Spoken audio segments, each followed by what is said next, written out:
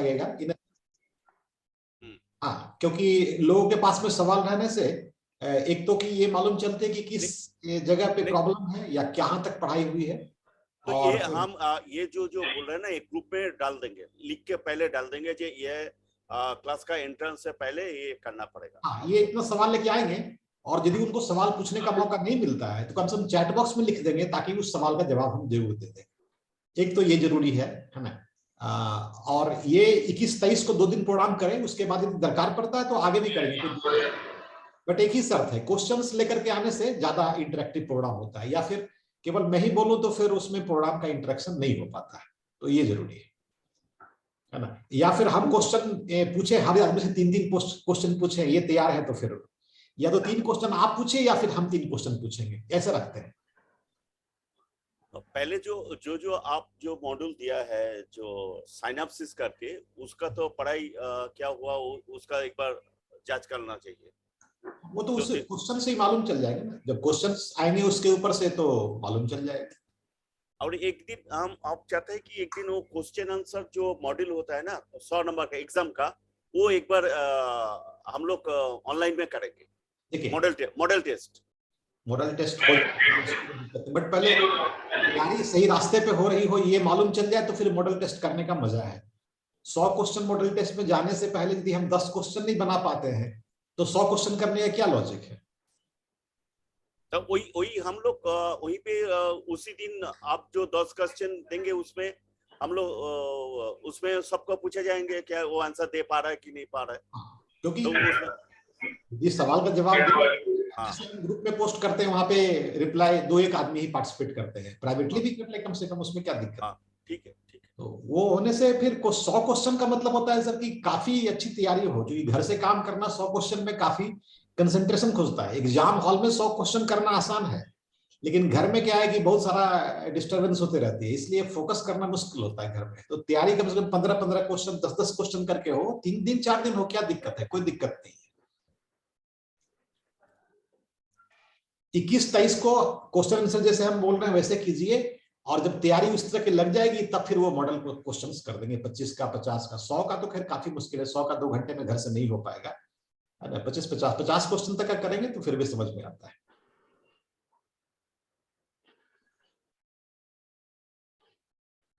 बिल्कुल सर, एकदम राइट। ठीक है। तो हम मतलब 21 शाम 7 बजे 21 को एंड 23 मैं नोट भी कर लेता हूँ।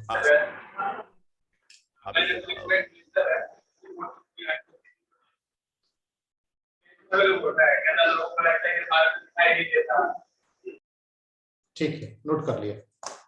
21 एंड 23 दोनों दिन पीएमएस का क्लास होगा। ठीक है।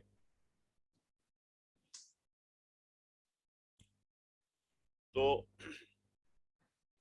आज हमारा वो इंट्रोडक्टरी जो सेशन है,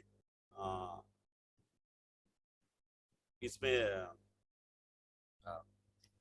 थोड़ा इंट्रोडक्शन दे दीजिए जो क्या ये कोर्स क्या है, किसके लिए है, क्यों करे, और इसका अपॉर्चुनिटीज क्या है। देखिए, रिसर्च एनालिस्ट का जो प्रोग्राम है वो NISM 15 के मॉडल में आपको मिलती है। अब सबसे बड़ी बात यह है कि इक्विटी रिसर्च बोलिए या रिसर्च एनालिस्ट बोलिए, दोनों बातों में ज्यादा फर्क नहीं है, दोनों का मतलब हम एक ही मानते हैं। इक्विटी स्टॉक्स के बारे में काफी अच्छी जानकारी यदि चाहिए तो इस प्रोग्राम में काफी अच्छे कंटेंट है इसके। हम लोग इसको फंडामेंटल एनालिसिस के नाम से भी जानते हैं। आप म्यूचुअल फंड में ऑपरेट करते हैं, पीएमएस में ऑपरेट करते हैं, या फिर फिनेंशियल कंसल्टेंसी में आप हैं जहां पे कि आप NISM 10A 10B करके भी आप आए होंगे, हो सकता है, या फिर आप एक स्टूडेंट हैं। नहीं, आप देखिए, एक ब्रॉडर पर्सपेक्टिव देखिए, इन्वेस्टर की बात अभी नहीं कर रहा हूं, जो कोई भी प्रोफेशन में है आप हर जगह पोर्टफोलियो के बारे में बातचीत करते हैं। आप देखिए, NISM 5A पास करके जाने के बाद में जब हम अपना कारोबार शुरू करते हैं तो अल्टीमेटली इन्वेस्टर का रिस्क एपेटाइट समझने के बाद में एक अच्छा पोर्टफोलियो बना के देना काम होता है। उस वक्त तो चलो स्कीम के बारे में हमने जिक्र कर ली, लेकिन जब परफॉर्मेंस एनालिसिस करने की बात होती है तो 2 स्कीम में कौन सा स्कीम अच्छा हुआ, वहां पे you need lot of talking points. आपको बात करने के लिए कुछ संबंध, कुछ बिंदु चाहिए जहां पे आप बात करेंगे। तो इक्विटी के ऊपर में, स्टॉक के ऊपर में लोगों का बहुत दिलचस्पी है, लोगों के बहुत इंटरेस्ट होते हैं वहां पे।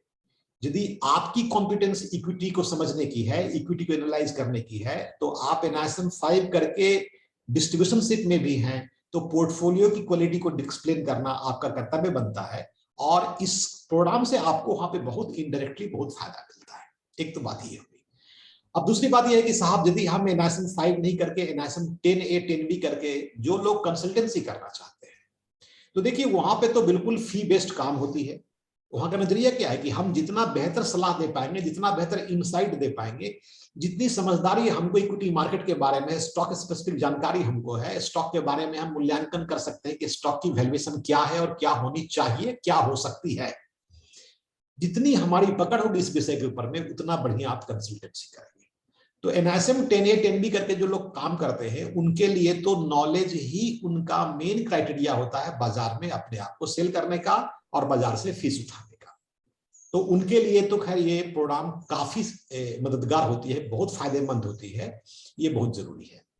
अब 10A 10B से आगे बढ़ के NISM 15 में आप जाते हैं, NISM 21 में आप जाते हैं, जो कि पोर्टफोलियो मैनेजमेंट सर्विसेज AIF के लिए प्रोग्राम बनती है। आप यदि पोर्टफोलियो बनाते हैं जहां पे कि आपको पोर्टफोलियो कंस्ट्रक्ट करने में आपका एक रोल होता है कंसल्टेंसी का। You have to give insight, you have to interact with the investor. अब इन्वेस्टर के एस्पिरेशंस क्या है, उसको उस स्टॉक से मैच कराना, ताकि एक अच्छा पोर्टफोलियो बन पाए और डिफरेंट टाइम फ्रेम में उस पोर्टफोलियो में चर्निंग कैसे करनी है, कब विड्रॉ करना है, कब तक बाय एंड होल्ड करनी है, ट्रेडिंग किस तरीके से करनी है, कितना एक्टिव होना है, ये सारे चीज, these all are functions of the performance of a stock and the intrinsic value and the market value of the stock. तो ये सब चीज का भी काफी ज्यादा पकड़, इन सेंस आप बोले तो इन सारे मॉड्यूल्स में 5 में देखिए, 10 में देखिए, 21 में देखिए, इन सारे मॉड्यूल्स में आप पाएंगे कुछ ना कुछ इक्विटी के बारे में तो है ही। NISM 21 में काफी कुछ है, 2 चैप्टर्स इसके ऊपर में इक्विटी स्टॉक्स के ऊपर में है। लेकिन NISM 15 में इन सबके मुकाबले में काफी विस्तृत जानकारी आपको मिलती है। इसलिए ये कंप्लीट पैकेज है, जिसको कि आप सोचे कि साहब कहीं भी आप काम कर रहे हो इक्विटी मार्केट में तो आपको फायदा होता है। अब देखिए इसके बाद एक और होता है, जो इन्वेस्टर है उसके लिए क्या है। हम सब लोग इन्वेस्टर हैं। हमारा एक प्रोफेशन हो सकता है, टीचिंग का हो, किसी का कंसल्टेंसी का हो, किसी का मार्केटिंग का हो, किसी का सेल्स का हो, वो अलग चीज है। लेकिन हमने अपने पैसे मैनेज करने हैं, हमको अपने पैसे का मैनेजमेंट करने आना चाहिए, ये बेसिक बात है। और हम सब लोग इसके बारे में बात करते हैं। हम सब लोग म्यूचुअल फंड को समझते हैं, म्यूचुअल फंड में निवेश करते हैं, लेकिन साथ में ये भी बोलते हैं कि साहब पोर्टफोलियो बनाना सीखिए। और पोर्टफोलियो का मतलब म्यूचुअल फंड की स्कीम्स नहीं होते हैं। पोर्टफोलियो का मतलब होता है फिक्स्ड इनकम के प्रोडक्ट होते हैं, PPF होता है, या म्यूचुअल फंड की स्कीम्स होते हैं, इंश्योरेंस की पॉलिसीज होती है, और स्टॉक्स भी होते हैं। हम सब लोग को स्टॉक्स जानने चाहिए अपने इन्वेस्टमेंट के लिए। एज इन्वेस्टर, हर इन्वेस्टर को स्टॉक्स के बारे में जानकारी आनी है, क्योंकि फिक्स्ड इनकम में अब आमदनी बची कहां। फिक्स्ड इनकम की आमदनी 5.5-6% वो टैक्सेबल इनकम आपको मिलती है, वहां पे कोई खास आकर्षण नहीं बचा। तो अब आप यदि वहां से एज इन्वेस्टर इक्विटी में मूव करना चाहते हैं, तो फिर आपके पास में ऑप्शंस इक्विटी में कितने मिलते हैं। म्यूचुअल फंड स्कीम्स की एक ऑप्शन होती है, एक इंश्योरेंस की यूलिप होती है, जहां पे कि इन्वेस्टमेंट के लिए भी आप इसको प्रयोग करते हैं बहुत लोग, या फिर PMS है, AIF है, और नहीं तो फिर वहां से आगे बढ़ते हैं तो फिर आपके पास में स्टॉक में निवेश करने का मौका मिलता है। तो स्टॉक इन्वेस्टमेंट बहुत बड़े स्केल पे फैल रही है, बहुत लोग इसमें निवेश करना चाहते हैं, लेकिन जानकारी का थोड़ा अभाव है। हम सब लोग एक अच्छा इन्वेस्टर बने, ये बहुत जरूरी है। और अच्छे इन्वेस्टर बनने के लिए आज के समय में इक्विटी जानना बहुत जरूरी है। इक्विटी नहीं जानते हैं तो वास्तव में हम इन्वेस्टमेंट वही करते आ रहे हैं जो आज से 20 साल पहले करते थे, 15 साल पहले करते थे, उसमें कोई बदलाव या तब्दीली नहीं आई है। तो इन्वेस्टर्स के लिए तो ये प्रोग्राम बहुत जरूरी है, बहुत अच्छी बात है। एक सेगमेंट जो और बच जाती है वो होती है स्टूडेंट्स की। आज के वक्त में बाजार में जो फिनांस की पढ़ाई करते हैं, फिनांस मतलब कि फिनांस को फिनांस नहीं समझे, फिनांस को समझे कि आप बिजनेस की पढ़ाई करते हैं, इकोनॉमिक्स की पढ़ाई करते हैं, कॉमर्स की पढ़ाई करते हैं, फिनांस की पढ़ाई करते हैं। नहीं, आप मैनेजमेंट की पढ़ाई करते हैं, आप कोई भी ऐसा सब्जेक्ट लेके पढ़ते हैं, तो अल्टीमेटली हमारा दायरा कहाँ होता है कि वो कहाँ पे अपना एक नौकरी के लिए जो आवेदन करना है वो कहाँ पे ऐसा आवेदन करेंगे, नहीं कहाँ पे उनके पास में अपॉर्चुनिटी, अवसर कहाँ पे मिलते हैं उनको। तो ऐसे अवसर यदि फिनांस के फील्ड में ढूंढते हैं तो उनको ये सारी कुछ कि वेल्थ क्रिएशन कैसे होगी, तो इक्विटी का रोल क्या हो गया, फाइनेंशियल मैनेजमेंट क्या होती है, तो इक्विटी का रोल क्या होगा, इससे जुड़ा हुआ है। आप किसी म्यूचुअल फंड में काम करें, किसी इंश्योरेंस कंपनी में काम करें, किसी वेल्थ मैनेजमेंट कंपनी में काम करें, किसी ब्रोकिंग फर्म में काम करें, किसी डीलर के पास में काम करें, या फिर किसी और कंसल्टेंट जो कि फिनांस में काम करे उनके पास में काम करें, सब जगह जो कोर काम होती है वो है इक्विटी के बारे में आपको अपना विचार प्रकट करना होता है। तो इक्विटी की समझदारी बहुत जरूरी है और ये बहुत मुश्किल नहीं है। सबसे अच्छी बात यह है कि जो एनआईएसएम 15 मॉड्यूल है ये बिल्कुल प्रैक्टिकली डिजाइन किया गया है। इसमें थ्योरी उस तरह की थ्योरी नहीं है जो कि कॉलेज में पढ़ाई जाती है। तो एकेडमिक कैरिकुलम एक अलग चीज है और ये एप्लीकेशन बेस्ड मॉड्यूल बनी है जहां पे कि वास्तव में केस एनालिसिस होती है, आपके पास में एग्जांपल्स हैं जिससे कि आप रेफरेंस पाते हैं कि साहब कैसे समझे किसी कंटेंट को। तो हर स्टूडेंट जो कि इस तरह के बैकग्राउंड से आ रहे हैं, जिनको इस तरह की समझदारी है, उनके तो बहुत ही जरूरी है। और मौके हैं, ऐसा कि नहीं मौके नहीं है, मौके हैं, बिल्कुल मौके हैं। आप आज के वक्त में जो एक स्टार्टिंग सैलरी होती है वो यहाँ पे भी मिलती है। मैं ऐसे अनुमान लगाना सही नहीं समझता हूँ, लेकिन यदि एबिलिटी है, योग्यता है, तो बाजार में खरीदने वाले बाजार में बैठे हुए हैं, इसमें दो बात नहीं है। अभी अपने पास योग्यता नहीं हो, न बोलने की क्षमता हो, न लिखने की क्षमता हो, तो फिर रिसर्च तो होती नहीं है, सीधी सी बात है। इक्विटी रिकमेंडेशन होता नहीं है, सीधी सी बात है। तो फिर बाजार में उनके लिए अवसर भी बहुत कम होते हैं। अब उनके लिए जो भी प्रलाप हो, जो बोल दे कि साहब ये तो बाजार में नौकरी नहीं है वगैरह वगैरह, वो सब चीज ठीक है, लेकिन योग्यता नहीं है तो नौकरी नहीं है, ये बात आप मान के चले। तो ये 5-7 आपके पास डिफरेंट विंग्स हैं जिनसे मैक्सिमम लोग बात करते हैं, वो मोस्टली म्यूचुअल फंड के डिस्ट्रीब्यूटर्स होते हैं। अब उनमें भी देखिए एक बात है, जो बड़े डिस्ट्रीब्यूटर है उनके लिए तो बहुत जरूरी है, क्योंकि बड़े डिस्ट्रीब्यूटर के पास में 2 चैलेंजेस आते हैं। एक चैलेंजेस आती है कि उनके जो क्लाइंट हैं, यदि उनके पास में बड़ा टिकट साइज हो गया तो डायरेक्ट इन्वेस्टमेंट करना चाहते हैं। दूसरा चैलेंजेस ये आता है कि यदि उनके क्लाइंट के पास में बड़ा इन्वेस्टमेंट हो गया है तो पीएमएस भी आज के वक्त में उनके लिए कॉम्पिटिटर बन के आने वाली है। तो इसी स्थिति में यदि बड़े डिस्ट्रीब्यूटर यदि हैं वो अपने को इक्विप और करते हैं, स्टॉक के ऊपर में बातचीत करने का टॉकिंग पॉइंट्स डेवलप करते हैं, तो उनके लिए ये उनका व्यवसाय में काफी सफल योगदान देगा। जो मध्यम या छोटे डिस्ट्रीब्यूटर होते हैं उनके लिए कॉन्फिडेंस होती है कि साहब आप जानकारी हासिल करते हैं, आप जानते हैं, आप किसी फोरम पर बैठ के बात करते हैं तो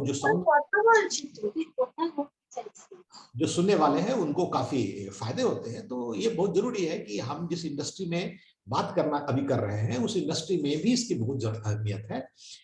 डायरेक्ट भी कभी कभी होती है, कभी कभी इनडायरेक्ट होती है। इनडायरेक्ट बेनिफिट्स नजर नहीं आते हैं लेकिन उसके बड़े फायदे होते हैं। तो ये मूल तौर पे ये छोटा सा मैंने आपको इसका पहचान दिया। जानकारी हासिल करना कभी आपको तकलीफ नहीं देगा, कभी दुख नहीं देगा। आप जानकारी हासिल कर लेते हैं तो फिर उसको प्रयोग करना, फायदे उठाने भी आपको बाद में आ जाएंगे। अच्छा मॉड्यूल है, इसको तैयारी करें लोग तो अच्छा तैयारी होगा। 20 आवर्स गुड एनफ, 20 घंटे की तैयारी करने के हिसाब से ये मॉड्यूल डिजाइन की गई है। इसमें आदमी को 20 घंटे में तैयार हो जाने में कोई दिक्कत नहीं होनी चाहिए।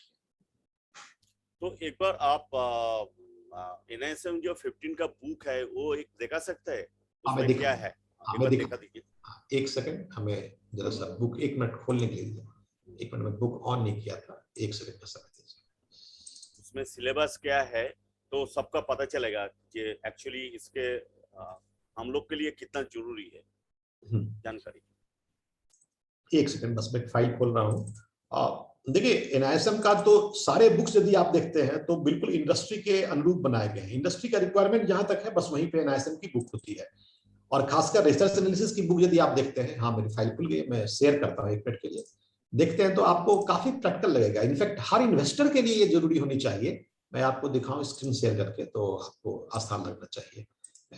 आपको स्क्रीन दिखाई पड़ रही, कोई आदमी कंफर्म करेगा कि हाँ आ गया? अभी मैं स्क्रॉल कर रहा हूँ स्क्रीन को। मैं शुरुआत करके केवल इंडेक्स दिखाता हूँ, इंडेक्स से आपको काफी कुछ पकड़ में आ जाती है कि साहब ये कवरेज किस तरह का कवरेज इसमें होता है। आप देखिए, इंट्रोडक्शन की बात छोड़ता हूं, बेसिक प्रिंसिपल, क्लाइंट से कैसे बात करनी है, क्लाइंट का रिक्वायरमेंट क्या होता है, हमारा रोल क्या होता है जो रिसर्च एनालिस्ट, ये तो बातें समझदारी की है।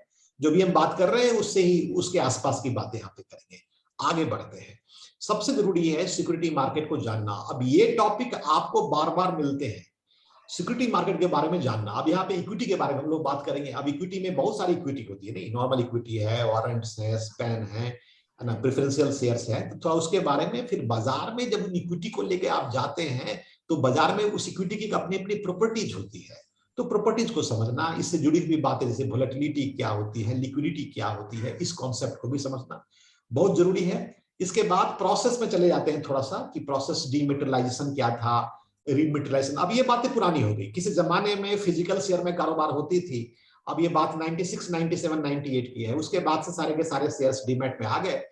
अब रीमैट के शेयर्स तो मिलते नहीं है, कोई केस मिलती नहीं है। रीमैट मतलब फिजिकल, इलेक्ट्रॉनिक से फिजिकल होना, अब वो नहीं होता है। तो फिजिकल शेयर्स खत्म हो गया, तो डीमेटेरियलाइजेशन के बारे में कॉन्सेप्चुअल चीज यहाँ पे मालूम होती है। अब आगे बढ़ते हैं, तब देखिए इक्विटी मार्केट, डेट मार्केट भी बहुत जरूरी है जानना। क्यों जरूरी है जानना? इसलिए कि इक्विटी मार्केट में जो लिक्विडिटी आती है, जो वोलेटिलिटी आती है, उसमें बहुत बड़ा योगदान डेट मार्केट का होता है।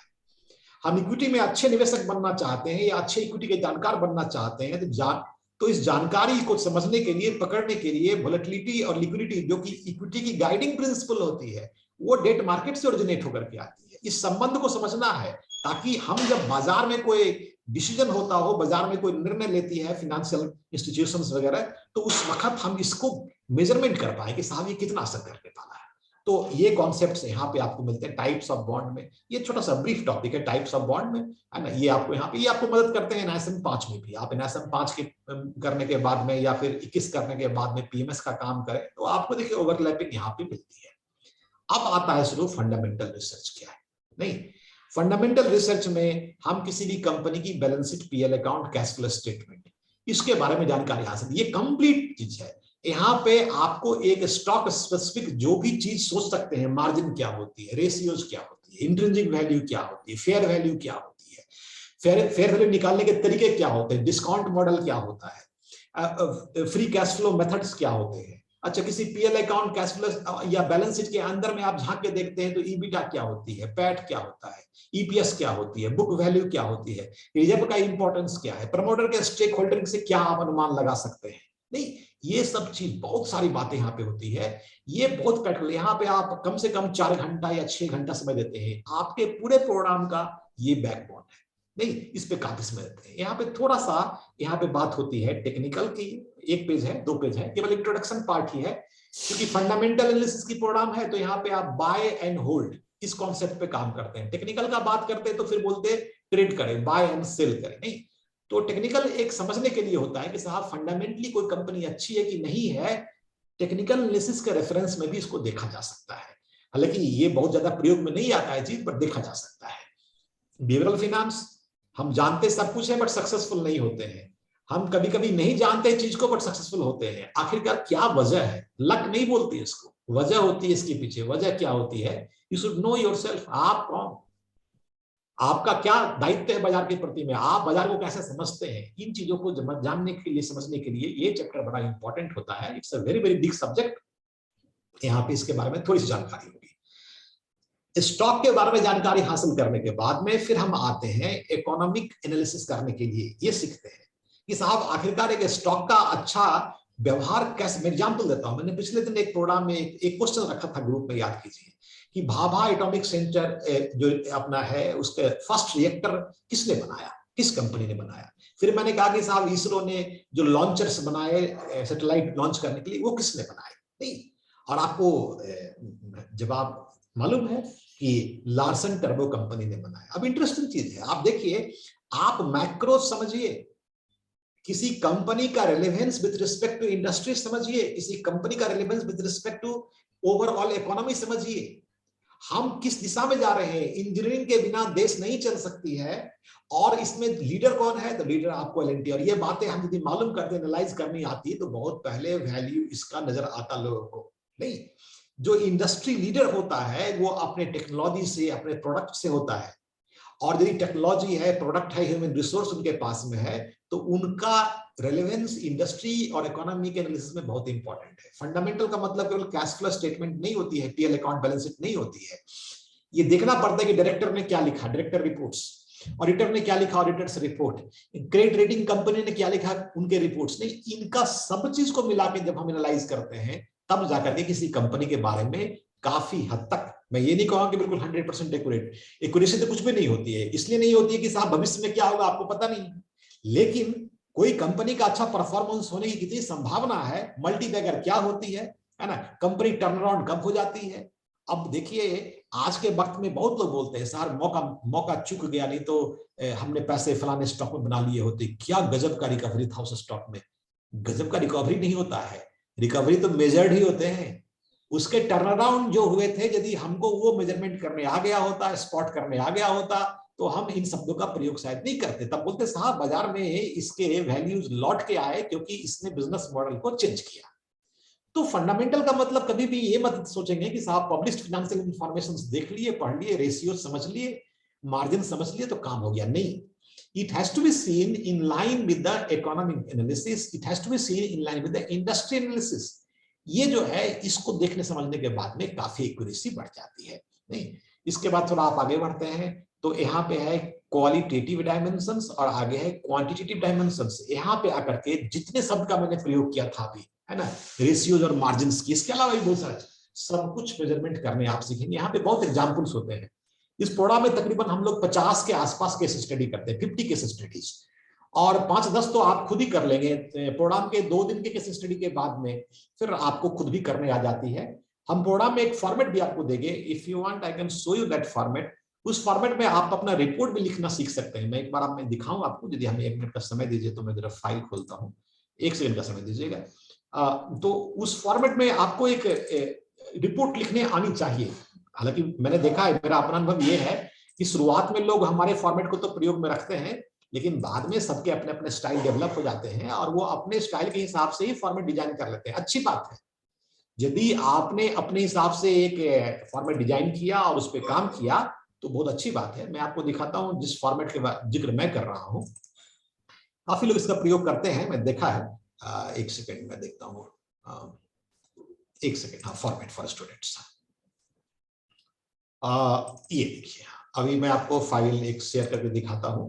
ऐसे फॉर्मेट से आपको एक प्रोग्राम में एक आपको लिखने का तरीका शुरुआत में गाइडेंस के पर्पस से एक इंडिकेटिव देता हूं। नहीं, अब देखिए इसमें कैसे लिखते हैं। बहुत लोग लिखते हैं, जैसे नेम ऑफ ऑथर, बाजार में काफी लोग इसको लिख करके इस तरीके से बेचते भी हैं। बिकता है, ऐसा नहीं कि नहीं बिकता है, बहुत लोग खरीदेंगे आपके। यदि अच्छी रिपोर्ट मेजरमेंट करके दिखा पाते हैं तो बहुत लोग खरीदते हैं। नेम ऑफ ऑथर कौन सा हो गया, किस कंपनी पे आप रिसर्च करना चाहते हैं, और ईयर ऑफ इंसेप्शन, है ना, ये सब होती है।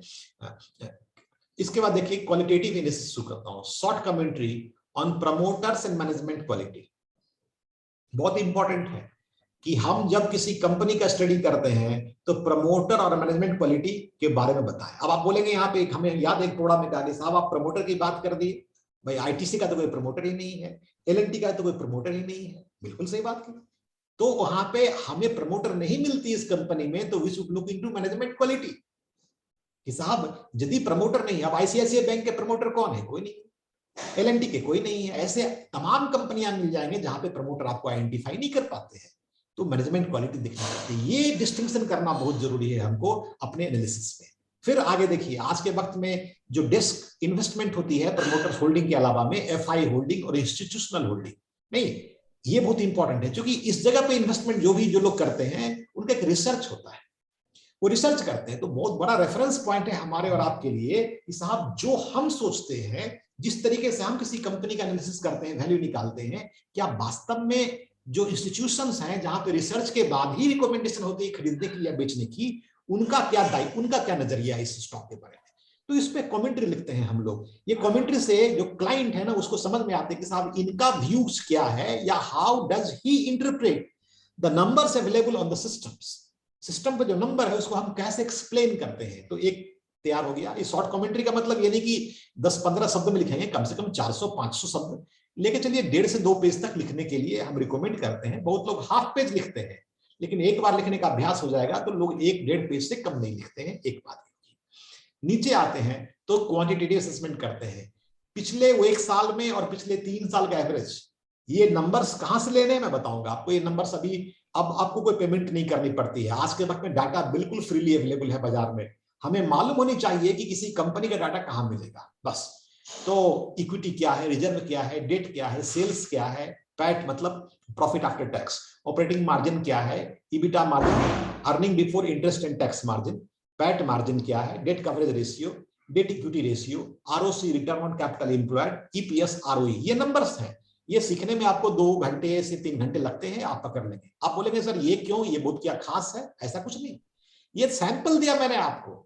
मैंने बताया ना, बहुत लोग बोलते हैं साहब ये जो आपने आरओसी दिया, आरओई दिया, मैं तो ये लेता नहीं हूं, मैं तो आरओए और आरओई लेता हूं, है ना। उनके पास जस्टिफिकेशन होती है कि साहब मैं आरओए और आरओई क्यों लेता हूं। नहीं, तो सबके अपने अपने प्रेफरेंसेस होते हैं, ये इंडिकेटिव तरीका है। ऐसे भी आप क्वांटिटेटिव एनालिसिस शुरू कर सकते हैं। नहीं तो ये आप सीखते हैं, डाटा आपको आराम से मिलता है, लास्ट 1 ईयर का, लास्ट 3 ईयर का, लास्ट 5 ईयर का, लास्ट 10 ईयर का, सिंस इंसेप्शन आप जो डाटा खोजेंगे आज के वक्त में फ्रीली अवेलेबल है। हमें टेबुलेट करना और कमेंट लिखने आनी चाहिए। ये हो गया क्वांटिटेटिव एनालिसिस। इसके बाद आते हैं हम लोग commentary on the peer comparison. आप इन्फोसिस को अच्छा कैसे बोल दिया, क्योंकि आपने टीसीएस को खराब बोल दिया था। फिर क्यों बोला? इसको बोलते पीयर कंपैरिजन। आप 2 कंपनी के बीच में यदि कंपैरिजन करते हैं जो कि एक ही सेक्टर के हैं, एक जैसे ही कंपनी है, सिमिलर लुकिंग कंपनी है, तो इनको हम लोग बोलते हैं पीयर कंपैरिजन। ये बड़ा फायदेमंद होता है।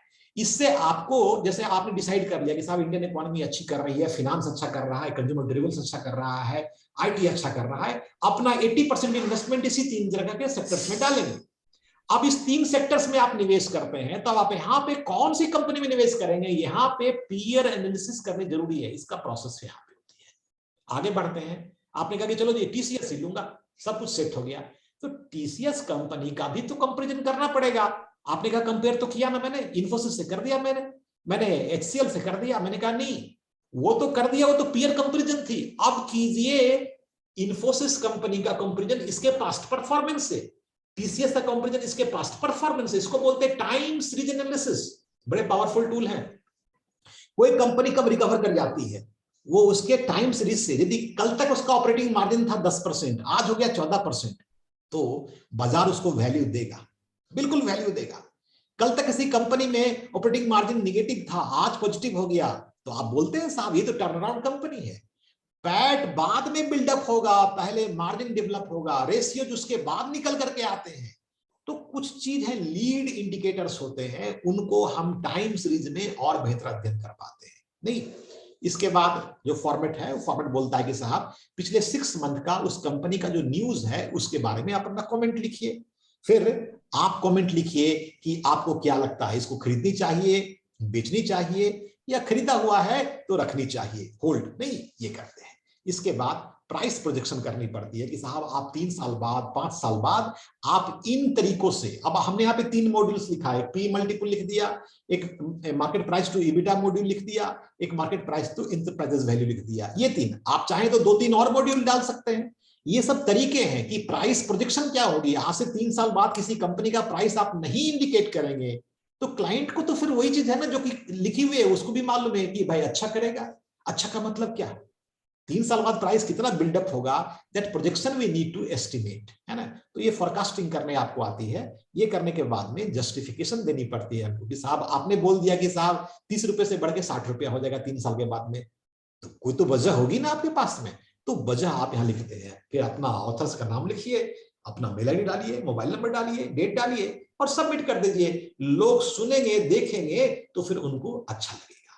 तो ये तरीके हो गए आपके लिए कि इस तरीके से आप रिपोर्ट लिखना सीख जाते हैं। तो मैं लॉट क्वेश्चन स्क्रीन पे आता हूं, 2 मिनट और समय लूंगा, फिर उसके बाद आपके सवाल जवाबों के लिए ओपन कर दूंगा फोरम को। 1 सेकंड मैं जा रहा हूं उस बुक पे।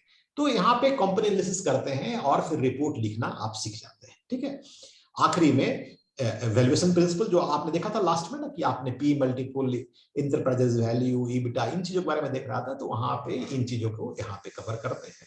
रिस्क रिटर्न क्या होती है वो देखते हैं, और फिर बाद में quality of a good research report, जो एक रिपोर्ट मैंने दिखाई, इंडिकेट किया, ये देख फॉर्मेट मैंने बनाई है आपके लिए, सिंपल फॉर्मेट है, कॉम्प्लेक्स नहीं है, इससे भी बहुत कॉम्प्लेक्स फॉर्मेट बन सकते हैं। तो ये थोड़ा सा आइडिया आपको यहाँ मिलते हैं, लेकिन छोटा सा है आइडिया, ब्रीफ आइडिया, 3 पेज का ही प्रोग्राम है, ये 3 पेज का ही चैप्टर है, but it gives U a brief idea कि साहब कैसे रिपोर्ट लिखने आनी चाहिए। रिपोर्ट का मतलब कभी मत सोचिए कि 20 पन्ने का रिपोर्ट अच्छा होता है, कोई नहीं पढ़ता 20 पन्ने का रिपोर्ट। रिपोर्ट का मतलब होता है कॉन्साइज एंड प्रिसाइज। आप 2 पेज में लिखे रिपोर्ट, और रिपोर्ट अपनी बातों को बता पाए, समझा पाए, बस काम हो गया। तो ये जरूरी है कि हम रिपोर्ट लिखना, या रिपोर्ट अच्छा लिखने आता है तो आप अच्छा बोलना भी शुरू कर देंगे, है ना। तो तो इस तरीके से आप किसी स्टॉक के बारे में जानकारी हासिल कर सकते हैं, बोल सकते हैं, ये जरूरी है। तो इस पूरे प्रोग्राम में आपका जो कंटेंट जो बना हुआ है बिल्कुल फोकस्ड कंटेंट है कि आप स्टॉक के बारे में कैसे क्वालिटेटिव क्वांटिटेटिव अध्ययन करते हैं, कैसे उसका प्रयोग करते हैं और कैसे आपने पोर्टफोलियो बनाया, स्टॉक निवेश किया, उसको उसमें एक्सप्लेन करने की चेष्टा करते हैं। तो यही है। अब इसमें कितनी जागरूकता लोग में आती है, कितने लोगों में इंटरेस्ट होता है, उस हिसाब से लोग इसके बारे में जानकारी चाहते हैं। कोई सवाल आपके हो यहाँ पे तो आप सवाल पूछिए। सनत जी, मेरा ख्याल से एक बार आप थोड़ा गूगल ओपन करके इसका अपॉर्चुनिटीज क्या क्या है एक बार दिखा सकते हैं? गूगल से सबको देख लेंगे करके नहीं, तो आप पे पता चलेगा जो रिसर्च एनालिस्ट का काफी अपॉर्चुनिटीज कहाँ है। अभी सिटी बेस बेंगलोर में कहाँ है, कलकत्ता में कहाँ है, मुंबई में कहाँ कितना है? मैं दिखा दूंगा, उसमें कोई दिक्कत नहीं है। देखिए होता क्या है बताता हूं आपको कि यदि हम प्रोफेशनल हैं तब तो अपॉर्चुनिटी है क्रॉस सेलिंग करने में, क्योंकि प्रोफेशनल आदमी के लिए पास क्या है, उसके पास ऑलरेडी एक जॉब या उसके पास में ऑलरेडी एक व्यवसाय है। तो ये हमारा जो नेक्स्ट बैच चलेगा ना, उसमें 2-3 स्टूडेंट है। वो लोग ज्वाइन कर रहे हैं, तो इसलिए तो स्टूडेंट लोग के लिए स्टूडेंट्स के लिए तो मैंने वो बताया। लोग, हाँ वो लोग तो नौकरी ढूंढेंगे ना, वो तो प्रोफेशनल नहीं बनेंगे। ठीक है, तो स्टूडेंट के लिए मैंने बताया भी कि स्टूडेंट के लिए बहुत जरूरी है कि वो किस फील्ड में काम करना चाहते हैं, डिसाइड कर ले। फिनांस में काम करना है उनको, तो आप देखिए, आप सीधा लिखिए, है ना, अपॉर्चुनिटी, है ना, ये तो अपॉर्चुनिटी यहाँ पे शायद कम नजर आए, अपॉर्चुनिटी बाजार में जाने पे ज्यादा मिलती है। एक अच्छे सीवी का बहुत वैल्यू होता है। Opportunity of equity research capital market, आप देखिए, मैं गूगल में कर रहा हूँ, ये आप भी कर सकते हैं, और इसमें जितने दूर तक जा सकते हैं। नहीं, अब मार्केट रिसर्च के लिए कितने बाजार में है, तो देखिए आपको बहुत सारी कंपनी मिल जाएंगी जहां पे कि ओपनिंग मिल जाएंगे, कंपनी के नाम आपको मिलते जाएंगे, है ना। और इसमें ये नहीं कि आप केवल इंडिया में काम कर रहे हैं, आप कहीं भी काम कर रहे हैं। आप जिस बाजार में आपने इंटरेस्ट पैदा कर लिया, जिस बाजार में आपके पास में इंटरेस्ट पैदा हो गया, आप वहां पे करते जा सकते हैं। नहीं, आपको ओवरव्यू यहाँ पे मिलते जाएंगे, एक एक देखते खोलते जाइए, पढ़ते जाइए, है ना, सारे मिल जाएंगे आपको। बहुत सारे सिक्योरिटी फर्म मिल जाएंगे, वहां पे मिल जाएंगे आपको, वहां पे भी काम मिलेंगे। आज के वक्त में किसी भी ब्रोकिंग फर्म में, सिक्योरिटी फर्म में आप जाते हैं तो वहां पे इक्विटी रिसर्च की, आप देखिए यहाँ पे भी कंपनी का नाम लिखा हुआ है। मैं स्पेसिफिक कंपनी का नाम नहीं बोलना चाहता हूँ यहाँ पे, तो सारे career and capital market finance में जाते हैं तो फिर कैरियर मिल जाती है। तो ये सब जगह है, करेक्ट ना। ये बीसीजी का है, फिनटेक में, फिनटेक समझते हैं खासकर जो हमारे स्टूडेंट है। फिनटेक का मतलब हो गया कि कंपनियां जो फिनेंशियल डाटा को इंटरप्रेट करके बाजार में सॉल्यूशन देती है। नहीं, जैसे आज के वक्त में कैंप से डाटा, हमारे जो आईएफए बंधु हैं, कैंप से डाटा उनको मिलती है। डाटा क्या मिलती है कि उनके इन्वेस्टर ने कैसा बिजनेस व्यवहार किया, कैसा खरीदा, बेचा, रखा, वगैरह वगैरह, उसको प्रयोग करके हम अपने क्लाइंट के बारे में जानकारी हासिल करें। इसको बोलते हैं फिनटेक। नहीं, बहुत पॉपुलर है, और खासकर भविष्य तो फिनटेक का ही है। आप समझिए, डाटा का कहानी है साहब। आज के वक्त में 4G चल रही है, 5G आने वाली है। तो जो कॉन्सेप्ट था कि हम प्लेस टू प्लेस मूव करेंगे, घर घर जाकर के लोगों से मिलेंगे, वो सेल्स अब चला गया। वो तो 80s का सेल्स था, 2000 में खत्म हो चुका था। हम जबरदस्ती करते थे 2010-2015 में। अब तो सेल्स है, पॉइंट ऑफ कांटेक्ट आपके घर पे होगा। यदि आप किसी चीज का एनालिसिस कर सकते हैं, आप उनको बता सकते हैं कि साहब आप कैसे इस डाटा से अपॉर्चुनिटी निकाल सकते हैं, तो फिर आप घर से मार्केटिंग कर सकते हैं। जरूरी नहीं होम टू होम और डोर टू डोर खत्म हो गया। ये सारे मौके हैं उनके लिए। सौरभ जी, अपॉर्चुनिटी का पहले एक जॉब लिख दीजिए तो उसमें पता चल जाएगा वो स्पेसिफिक जॉब अपॉर्चुनिटी।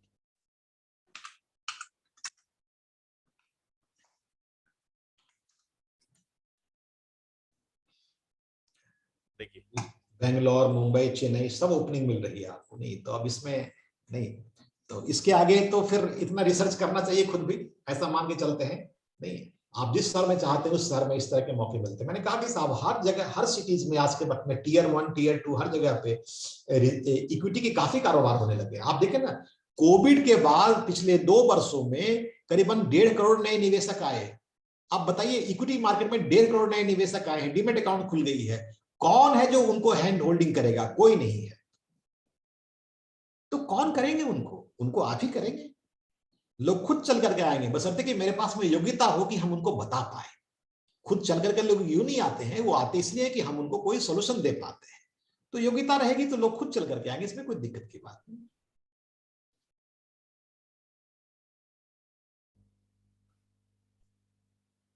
जो मास्टर्स कर रहे हैं, masters in commerce, post graduation जितना है उसके उनके उन लोग NISM 5 एंड NISM 15 दोनों करने में उनका क्या मिलना वाला है? मास्टर्स करें या ग्रेजुएशन करें, दोनों में ज्यादा फर्क हम महसूस नहीं करते हैं। हमारा मानना यह है कि यदि एक बार आपने ग्रेजुएशन कर ली, हायर सेकेंडरी भी निकाल लिया, ग्रेजुएशन कर लिया आपने, उसके बाद आप बाजार के लिए तैयार हैं। उसके बाद आप मास्टर्स करते हैं तो आपको पढ़ाई के प्रति अभिरुचि है, यही हम मानते हैं। क्योंकि मास्टर्स करने का वजह क्या है कि आपको प्रोफेसर बनना है, फिर PhD करनी है, बाजार में आने की योग्यता तो पहले ही आ चुकी है, डिले करने से कोई फायदा नहीं है।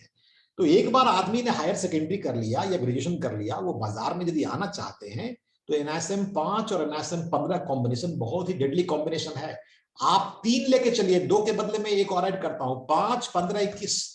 यदि आप इस 3 को लेके चलते हैं तो पोर्टफोलियो से रिलेटेड और स्टॉक से रिलेटेड इन्वेस्टमेंट की हर कंसल्टेंसी करने की आपके पास योग्यता होनी चाहिए, यदि आपने 50 से 60 घंटे इस 3 सब्जेक्ट के ऊपर में दिए हैं।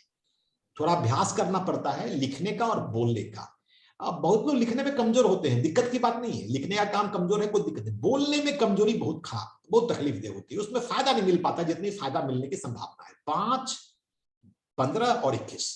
दूसरा तरीका यह है कि आप 15 को NISM के 8 नंबर मॉड्यूल से जोड़ दीजिए, तब आप इक्विटी और डेरिवेटिव, मतलब आप वास्तव में स्टॉक ट्रेडिंग साइड में चले जाते हैं कि आप फंडामेंटली स्ट्रॉन्ग कंपनी भी आइडेंटिफाई कर सकते हैं और उस कंपनी में आप ट्रेड कर सकते हैं। तो फिर एक कॉम्बिनेशन ये भी बनती है कि NISM का आपने मॉड्यूल नंबर 15 लिया रिसर्च एनालिस्ट का, और उसको कंबाइन कर दिया NISM की 8 नंबर मॉड्यूल से, इक्विटी डेरिवेटिव से, तो वो भी एक अच्छी कॉम्बिनेशन बनती है। ये 2 स्ट्रीम काफी सक्सेसफुल देखा है हमने। बाकी इसके अलावा मैं यदि कोई इक्विटी सेल्स करना चाहता हूं किसी कंपनी में, तो NISM की 11 नंबर मॉड्यूल से NISM की इस 15 नंबर को मिला दीजिए and you become very very good speaker. आपको बहुत अच्छा कुछ आ जाता है बातचीत करने के लिए। तो कंटेंट बेस्ड इस तरह से स्ट्रीम बनाई है NISM ने। हम यदि कंबाइन करके पढ़ते हैं, और पढ़ने का मतलब क्या है, 18-20 घंटे की पढ़ाई और 10-12 घंटे का सेल्फ एग्जामिनेशन, क्या ना, अपने को स्किल अप करना पड़ता है। बस ये सपोर्ट आपको हम देते हैं तो आपको अच्छा फायदा होगा। Good combination. नौकरी भी आराम से मिल जाएगा। तो फ्रेशर के लिए बोल रहा है। क्यों नहीं। देखिए आप एक बात समझिए, बाजार में नौकरी बिल्कुल है। हम एक सवाल करते हैं अपने विद्यार्थी से, जो विद्यार्थी होते हैं, हमने पूछा कि साहब एक चीज बताओ, कहाँ नौकरी करनी है? उन्होंने कहा कि मैंने बैंक में नौकरी करनी है। ध्यान से सुनिए, मैंने पूछा कहाँ नौकरी करनी है? उन्होंने कहा बैंक में नौकरी करनी है। हमने कहा भी कहाँ पढ़ते हो? तो बोला कि मास्टर्स कर रहे हैं या फिर MBA कर रहे हैं। हमने कहा कि आज तक आपने अपना CV बना करके किसी बैंक में जाकर के, वहां पे जो बैठे हुए रीजनल मैनेजर या ब्रांच मैनेजर होते हैं या रिलेशनशिप मैनेजर होते हैं, उनके पास जाके बोलते सर ये मेरा CV है, आप एक बार देख के देखिए तो क्या मैं लगता हूं कि आपके लायक किसी काम का हूं, I could be interviewed in your branch? कहा कि नहीं करते हैं। हम के फिर नहीं करते हैं तो क्या बैंक चल के घर पे आएंगे आपके पास में नौकरी देने के लिए? आपको अप्रोच करना है। देखिए बाजार में हर बैंक में, हर ब्रांच में वैकेंसीज है, लोग नहीं मिलते हैं, तो स्किल ऐड करनी पड़ेगी, एप्टीट्यूड के साथ में एटीट्यूड चेंज करना पड़ेगा, बिल्कुल नौकरी मिलेगी। क्यों नहीं नौकरी मिलेगी? इनफैक्ट जिनको नौकरी अच्छी मिल जाती है वो नौकरी छोड़ के अपना कारोबार शुरू कर लेते हैं। तो ये तो योग्यता हासिल करने के बाद की बात है। योग्यता हासिल करने के बाद आपको इसकी कमी नहीं होती है। एक्चुअली आज का दिन में जो नौकरी का है, ये पूरा इंटरनल सर्कुलेशन होता है। पहले जमाने में क्या था, पेपर में, न्यूज़पेपर में इसका निकलता ये इतना वैकेंसी है, ये है। आज का दिन में तो नहीं है। आप जो बोले सही है, हर ब्रांच में रिक्वायरमेंट है, वो इंटरनल सर्कुलेशन मिलता है। ओनली गवर्नमेंट सर्विस का वो नोटिफिकेशन होता है कि इसका जॉब है, और बाकी जितना जॉब है प्राइवेट सेक्टर में, वो any private job, only internal circulation. देखिए वो जमाना चला गया कि ऑल इंडिया लेवल पे एडवर्टाइजमेंट होती थी, उस प्रोसेस में ना 6-8 महीने लग जाते हैं। अब किसी कंपनी के पास में इतना समय नहीं है कि 6-8 महीने इंतजार करे आपके सिलेक्शन का और फिर आपको ट्रेनिंग दे साल भर उसके बाद। अभी सीधा बोलता है साहब आज आपको ज्वाइन करनी है तो कल से आपको प्रोडक्ट परफॉर्म करना है, परफॉर्मेंस दिखानी है, इसके लिए आप एकदम तैयार सैलरी बताइए क्या चाहिए, और वो सैलरी दे देते हैं। अब उनके पास समय नहीं है 6 महीने के लिए एडवर्टाइजमेंट निकाल करके, तो इसलिए आपकी बाजार में जो 80% नौकरी है, 85% नौकरी है, मैंने कहा तो 90% नौकरी है, वो उनके लिए है जो कि ये बोल सकते साहब here is my CV, please interview me. यदि आप में कॉन्फिडेंस आ गया तो आपके लिए बहुत मौके, बहुत अवसर है। यदि आपके पास ये कॉन्फिडेंस नहीं है और हम उम्मीद करें कि कोई हमारा सिलेक्शन प्रोसेस में हम एंट्री हो जाती है, तो उसके मौके कम हो जाते हैं। वो क्राउड है, क्राउड में सिलेक्शन बहुत कम होता है। तो ये सनत जी, अगला दिन हम लोग ये हमारा एकेडमी है how to make the CV वो बना सिखाएंगे। How to make the CV student लोग के लिए, जो एक्चुअली जो स्टूडेंट नहीं है, जो काम करना चाहता है। लेकिन आप जो बताया सही बताया, कोई हमारा किसी का पास वो अच्छा सीवी नहीं बन पाता है, तो सीवी कैसे बनता है वो नहीं जानता है। सही बात है। अब मैं जैसे एक सवाल करता हूं, मैं कल शाम को एक एमबीए कॉलेज के लिए शाम को प्रोग्राम कर रहा था, ऑनलाइन प्रोग्राम थे। तो प्रोग्राम के पहले होता कि बहुत सारे स्पीकर्स 2-3 लोग अपने कॉलेज के लोग होते, उन्होंने बात किया। फिर हमारे पास सारा समय बचा नहीं, मेरे पास मात्र 15 या 18 मिनट बचे थे। मैंने कहा छूटते, मैंने कहा कि एक सवाल करता हूं सारे विद्यार्थी लोग से, हम क्या अभी जो आप यहाँ पे योग्यता हासिल कर रहे हैं, एमबीए जो डिग्री हासिल कर रहे हैं, उस डिग्री को एक डिग्री हुई, इसके पहले आपने बीकॉम किया होगा या बीएससी या बीए किया होगा, वो एक डिग्री थी आपकी, और इसके बाद अब आपको हम बोल सकते हैं कि साहब एक एनआईएसएम का एक मॉड्यूल पास कर लीजिए, सर्टिफिकेशन कर लीजिए, एक डिग्री हुई। तो तीनों डिग्री को हम 3 नाम देते हैं, आप हमें आइडेंटिफाई करके बताइए कि कौन सी डिग्री को क्या बोलते हैं। एक मैंने बोला एकेडमिक डिग्री, एक बोला मैंने प्रोफेशनल डिग्री, एक मैंने बोला रेगुलेटरी डिग्री। और बच्चे केवल एकेडमिक डिग्री आइडेंटिफाई कर पाए, प्रोफेशनल और रेगुलेटरी का फर्क भी नहीं समझ पाए। अब बताइए, आज के वक्त में किसी बैंक में एक एम्प्लॉय हो सकता है जो कि एनआईएसएम सर्टिफाइड नहीं हो? संभव नहीं है। क्या एक्सपोजर मिलता है बच्चों को? बच्चों को एक्सपोजर नहीं मिलती है। तो बात है कि कॉन्फिडेंस तब आएगा जब उनको बेसिक्स मालूम होंगे कि साहब आप बाजार में जाते हैं तो बाजार में किस रूप में हम आपसे उम्मीद करते हैं कि आप तैयार होकर के आइए। ये प्रॉब्लम है। अब मैं इसको जोड़ के देखता हूं, जैसे भी आपने बताया कि हम सीपी के लिए कोशिश करते बनाना, मैं तो इस प्रोफेशन में हूं। आप बताइए, दिन भर का ट्रेनिंग का एक बिजनेस डे लॉस होता है। दूसरी बात, उस बिजनेस डे लॉस करने के साथ में उसके फीस जो होते हैं वो सब 2500 रुपए के आसपास फीस होता है। महंगा भी है, एक दिन का बिजनेस लॉस होता है, इसके बदले में 1500 रुपए का फीस दे करके 1 घंटे में एग्जाम देके बाहर क्यों नहीं निकल लेते? एनआईएसएम 5A का रिन्यूअल कितने देर का है? 1 घंटे का, 1.5 घंटे का, 2 घंटे का तो एग्जाम ही होता है। आप एग्जाम में बैठते 1 घंटे में निकल जाते हैं। नेगेटिव मार्किंग भी नहीं है आज के वक्त में, कम से कम इसमें तो नहीं अभी तक है। तो मैं पूछता हूं कि सस्ता चीज 1500 में मिल रहा है और एफिशिएंट भी है साथ में, कि आप दिन भर के बदले में 1.5-2 घंटे में निकल सकते हैं, क्यों नहीं निकलते हैं? डर। एग्जाम ही तो है, डर ही है। मैं बताऊं, अभी 100 में 100 बंदों को बैठाऊं तो 90 पास कर जाएंगे, 90 पास कर जाएंगे, 95 पास कर जाएंगे, लेकिन बैठना कोई नहीं चाहते हैं। क्यों? डर। क्योंकि हमारा टेम्परामेंट तैयार उस तरह से नहीं किया गया कि 3 साल बाद एग्जाम देनी है। तो वही करना चाहते थे। इसका मॉड्यूल भी हम लोग बनाएंगे कि वो सबका ये डॉट निकलना, क्योंकि अगला दिन से भी कब ये क्या पता नहीं है, कब बोल देंगे कि ये सीपी नहीं चलेगा, एग्जाम ही देना पड़ेगा। वो सेबी का मर्जी है, एनी डे कर सकते हैं, उनका मर्जी है।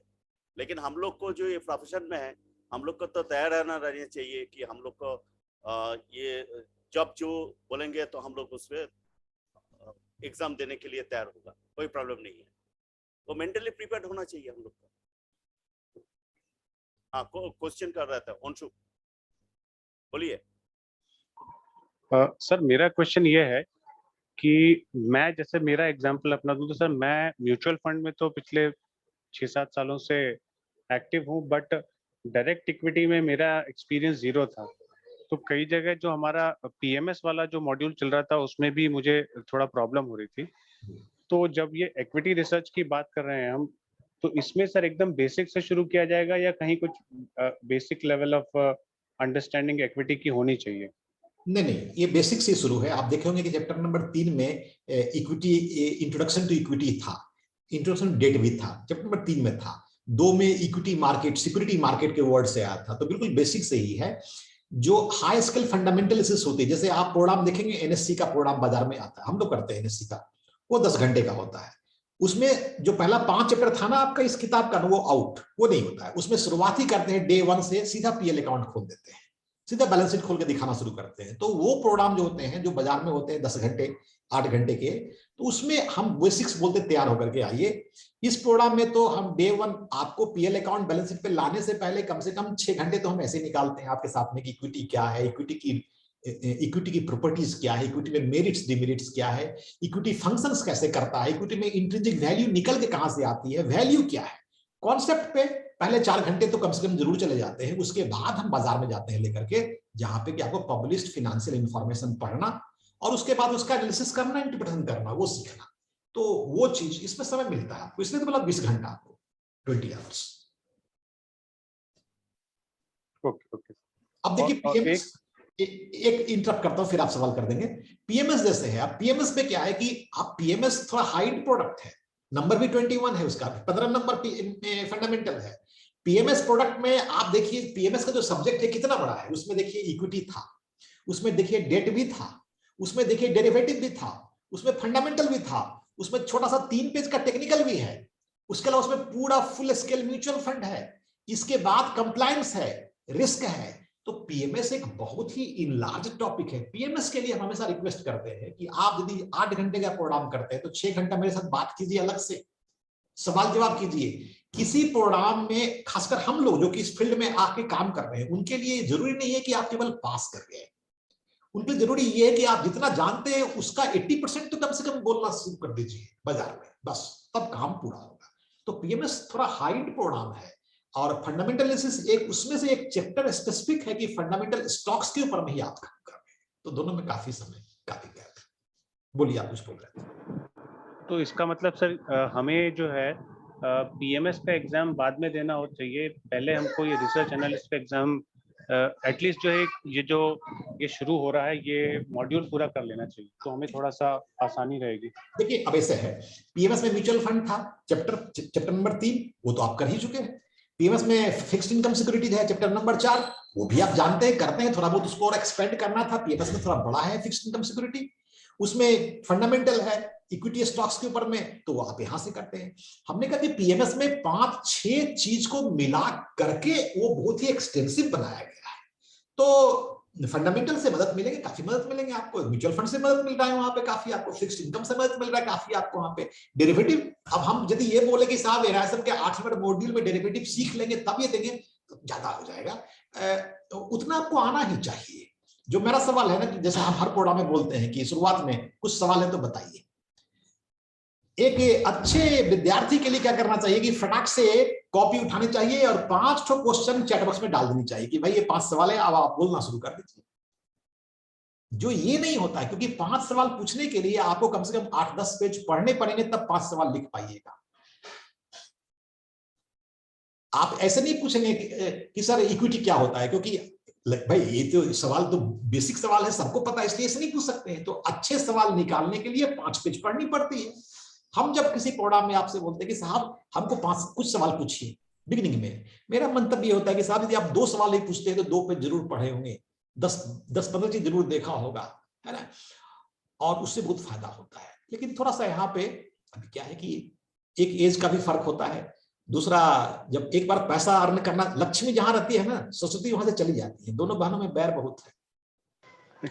अब आपके पास लक्ष्मी बहुत है तो सरस्वती को आपने वो नट बोल्ट में बंद करके रख दिया कहीं पे, तो थोड़ा उसको भी साथ रखने की कोशिश कीजिएगा। तो क्या समय दीजिए, आधा घंटा दिन का दीजिए ना, अच्छा 15 मिनट दीजिए, क्या दिक्कत है, सप्ताह में दीजिए आधे घंटे का, बट दीजिए समय।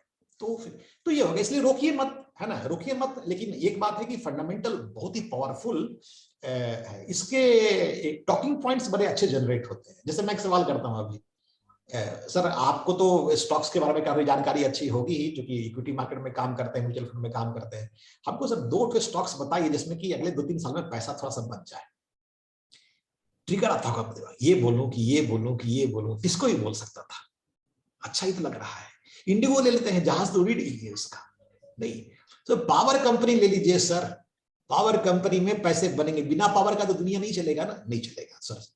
छोड़िए हटाइए सर, आप कैम्स बीएससी ले लीजिए, HDFC AMC ले लीजिए, जीरो रेट कंपनी है, डाटा में काम करता है, पैसा अपने आप चल करके आता है। भाई बाजार गिरती है बढ़ती है, क्या फर्क है आमदनी में AMC को, बताइए तो जरा आपको। कोई फर्क नहीं। सनोज जी, हाँ। ये हमारा कलकत्ता में सॉल्टेक में जो इकरा ऑनलाइन है ना, इकरा ऑनलाइन, उनका जो वाइस प्रेसिडेंट, वो उनके साथ तो मेरा अच्छा जान पहचान, वो बहुत सारा प्रोग्राम किया है। तो जो वो जब सुन लिया कि उनका CFP भी हम लोग कराया, तो ये वो जब सुन रहे कि हम लोग इक्विटी रिसर्च कर रहे हैं NSM 15, बोला आपका जितना कैंडिडेट कर रहा है तो उनका एक बार जो अच्छे कैंडिडेट है मेरे पास भेज दीजिए, हम लोग ले लेंगे। इकरा ऑनलाइन जो है सेक्टर 5 में है जो,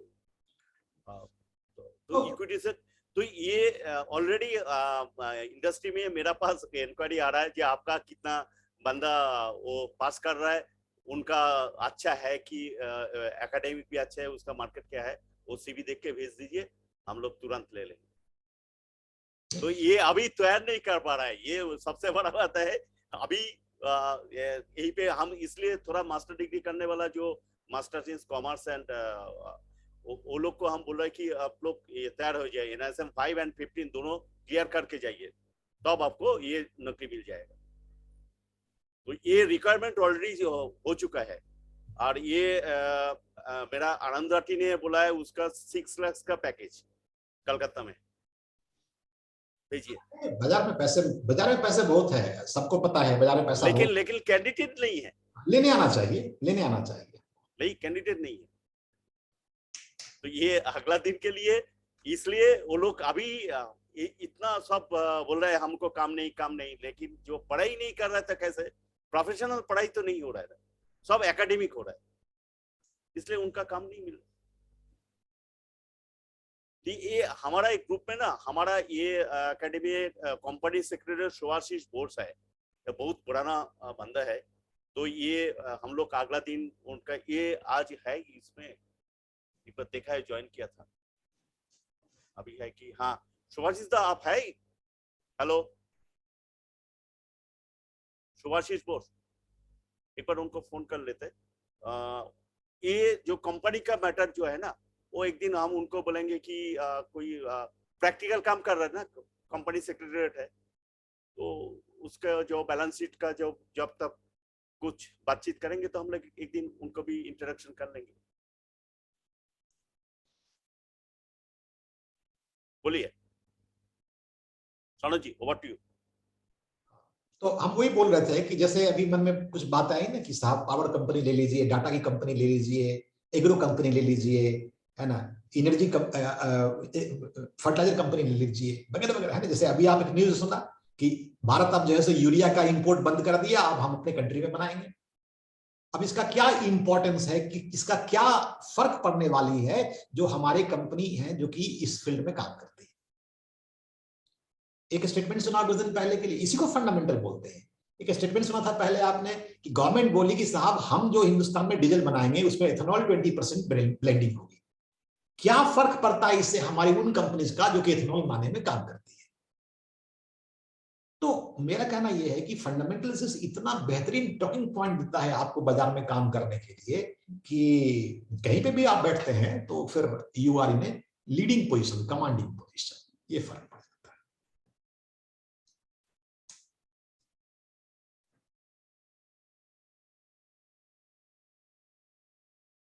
और दो चार अच्छे स्टॉक्स यदि पकड़ में आ गए तो फिर तो फायदे ही फायदे हैं।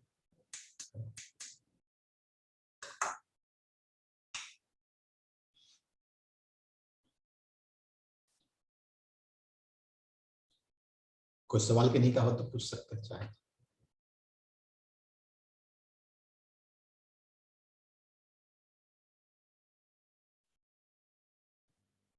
Hello, any question? सुजॉन,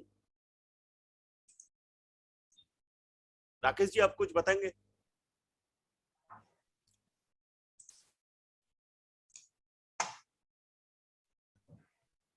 नहीं, मेरा कुछ नहीं पूछना है, बट मैं तो ये कोशिश करूंगा आफ्टर ये PMS एग्जाम का प्रिपरेशन के साथ भी ये रिसर्च एनालिस्ट करना है। जब स्टार्ट होगा मैं एनरोल कर लूंगा। वो तो ठीक है, कोई क्वेश्चन इसका बारे में अबाउट रिसर्च एनालिस्ट नहीं, कितना जरूरी है अभी तो ये कुछ तो क्वेश्चन नहीं है। रिक्वायरमेंट्स तो है ही, बहुत ही रिक्वायरमेंट्स है। जो सनोज जी जो देखा है ना, जो बनाने के लिए एक फॉर्मेट कितना बढ़िया, देखिए कोई इन्वेस्टर को आप भेजेंगे तो क्या लगेगा, तो जब खुद का नाम में करेंगे तो आप वो जो फॉर्मेट है,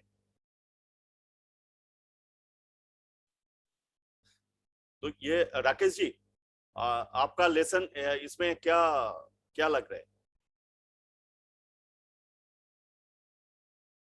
अनम्यूट योरसेल्फ।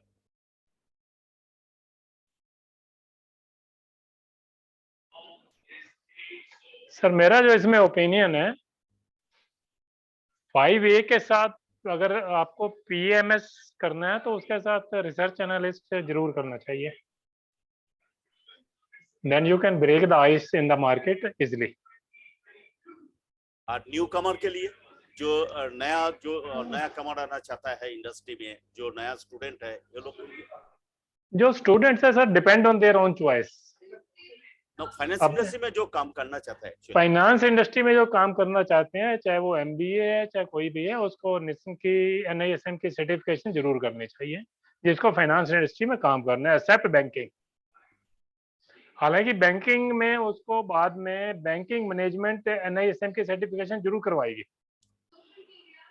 एग्जैक्टली, वो तो मैंडेटरी है वो मैंडेटरी हो जाएगी, अभी तक मैंडेटरी नहीं है पर हो जाएगी मैंडेटरी ना। वेल्थ मैनेजमेंट जो कर रहे हैं ना, उसका मैंडेटरी है जो बैंक में। हाँ, जो वेल्थ मैनेजमेंट सेक्शन में है उनके लिए मैंडेटरी है, और जिनको AMC वगैरह में भी जाने की चॉइस है तो उनको भी सर्टिफिकेशन एडवांस में करनी चाहिए,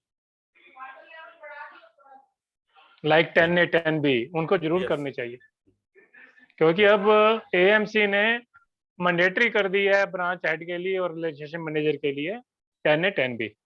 उनको 6 महीने का टाइम दिया है कि you have to clear this exam within 6 month. Yes. और जो भी नए कैरियर ओरिएंटेड स्टूडेंट्स हैं या जिनको फाइनेंस में आना है, उनको NISM एडवांस में करना चाहिए। Yes. 5A तो बेसिक है, इसमें तो कुछ बड़ी बात नहीं है, पर अगर वो PMS, रिसर्च एनालिस्ट या रिटायरमेंट प्लानिंग कुछ इस तरीके से एडिशनल अगर वो सर्टिफिकेशन करता है तो उसके अपॉर्चुनिटी जो है ज्यादा मिलेंगी उसको।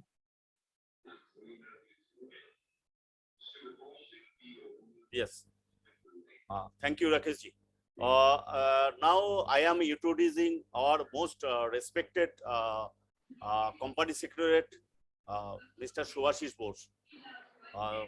He's most veteran and in our industry, last 30 years in industry, and also he's a good Rotarian, and now he is a Lions, and he has done a lot of program for the society, for charity program also, and he is a very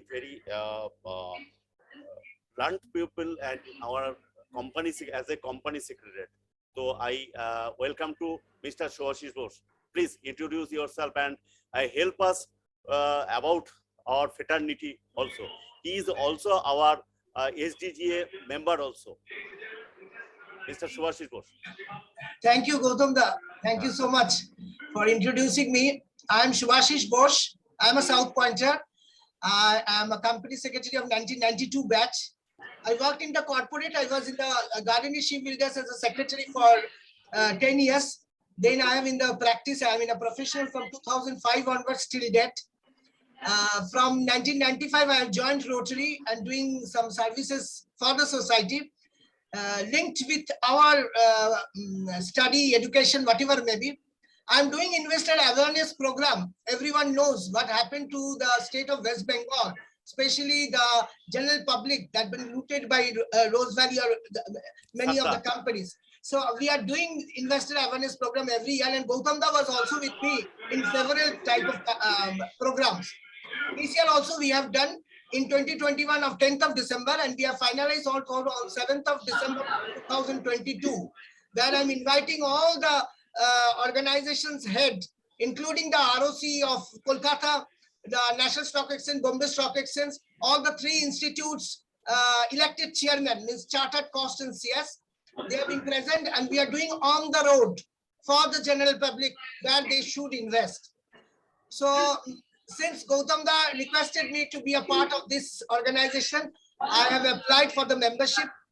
Yes, I'm hearing 2 of the programs. This is the 2nd program I'm hearing. I'm very much happy hearing about Shanod Da regarding the scope for the persons who are after high secondary, they can come, not delaying their time.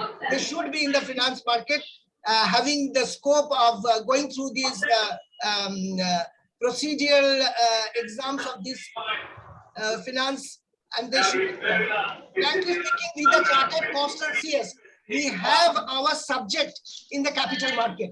All the students and members have been very well accustomed with this market.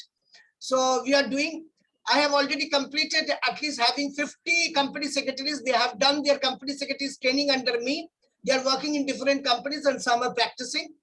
I'm extremely happy to be a part of this organization. I'm sure I will be happy to have more knowledge of the finance sector. We are not working on every sector, frankly speaking. I may be a company secretary, but it does not mean that I will do GST, I will do this and that. So I have to know something of the finance. And I really heard from Shanod Da, it's excellent. I have noted some of the points also. That's excellent. We should enrich ourselves, whoever may be. We should enrich our education. Thank you so much, Gautam Da, for requesting me to be with you. Thank you so much. Yeah, very, very. No words for you enough to say because you had done more IIP also, and at that time I know you. You are a committee member of Lions in Eastern India. So you can do more IIP. Shanod sir also doing as a faculty more IIP. So we can discuss about IIP. Shanod ji, आप थोड़ा enlight कीजिए तो यो Subhashish sir के साथ उनका ये है, वो बहुत सारा कंपनी सेक्रेटरीट उनका है, NSE, BSE सबके साथ इसका भी tie-up है. Actually, one thing I'm just telling you, Gautam Da, recently I have given the responsibility of the education committee of the Lions International District 322B1. I'm the chairman of that committee. So I like to do something about this finance to different clubs, especially the Mafusshal clubs.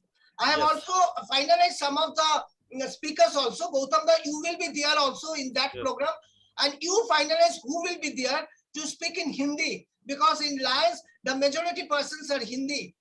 Marwaris and Gujaratis are there. So the Bengalis are very negligible, but still then there are huge Bengalis, those who are in the Mafusshal clubs.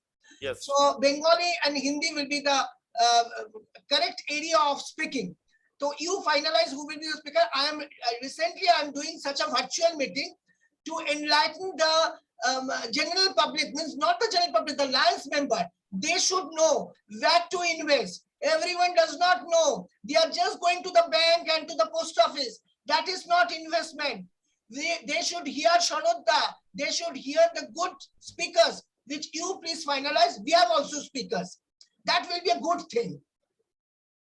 Yes. That is my request to the committee. You please finalize, and we like to do a virtual meeting so that everyone should know. You should not make it in a commit that only the members should hear. It should be for the general public. I think what Shanod Da told me, and if some of my students, my trainees can enter and hear him now, that is very good. Don't with the only members. Make it general public. Then it will be good. This is my request. Request. Okay. Yes. So I like to take it with 10, 14 clubs. They will enter and they will hear Shanod Da. That will be good. And that is up to you. Yes. And Subhasis Da, we also do for the Lions family members and their children to upcoming our finance industry, how to employment generation, how to enter. That's good. That's good. That's a professional training which Very we can good. do, which Very we can good. do, Very good. We can. It would be better. and it taking some fees also. Otherwise, we can't do it because it's a professional training. No. That should be. That should be. No, I'm just telling, giving some enlightenment through Shanodda. Don't Yes. take fees. Yes, yes. You must make publicize of this Yes, yes, organization. yes. When you like to teach someone, you took fees. Okay. And Make publicize of the organization. That will yes. be far better. yes, My request. Now that is up to you, whether you accept or not. yes. Shanodji, over to you. Thank you Subhashish da wonderful words. काफी अच्छा लगा सुन करके, और बहुत जरूरी है जो आप बोल रहे हैं, बिल्कुल सही बता रहे हैं कि आज के वक्त में निवेशक अच्छे बन जाएं तो बहुत बड़ी बात हो जाती है। तो अच्छा निवेशक बनने के पहले उनको जानकारी काफी जरूरी होनी चाहिए। जरूर। तो ऐसा अवेयरनेस प्रोग्राम करवाएं। और आप लोग तो सोशल लाइफ में भी हैं, प्रोफेशनल लाइफ में भी हैं। बहुत कम लोग मिलते हैं जो कि दोनों जगहों पे हैं। प्रोफेशनली इक्विप तो बहुत लोगों को देखा, सोशली इक्विप भी बहुत लोगों को देखा, लेकिन साथ लेके चलना बहुत जरूरी है। तो अच्छा है। अब गौतम जी तो खैर काफी मेहनत करते हैं, मैं मानता हूँ, काफी मेहनत करते हैं वो। तो I am very popular in all the three institutes because I was the past chairman of the Company Secretary Institute also. So I win the election, I become the chairman of the whole Eastern India. So whenever I am doing this investor awareness, just my request, my handful request to all the chairmen, they are coming on the road. I am doing this investor awareness just below the Gorihat Road, Gorihat Bridge. Sometimes I am doing the Gorihat Bridge, but some of the members or the speakers, they find it very polluted area, especially in the Gorihat crossing. So we have to move to some of the, last time we have done in Bantola, because that is the area where alchemists have just take the money from there. And I find out at least 7 family members, they have their suicide. Family members means all the fathers. So they should know at least where to invest.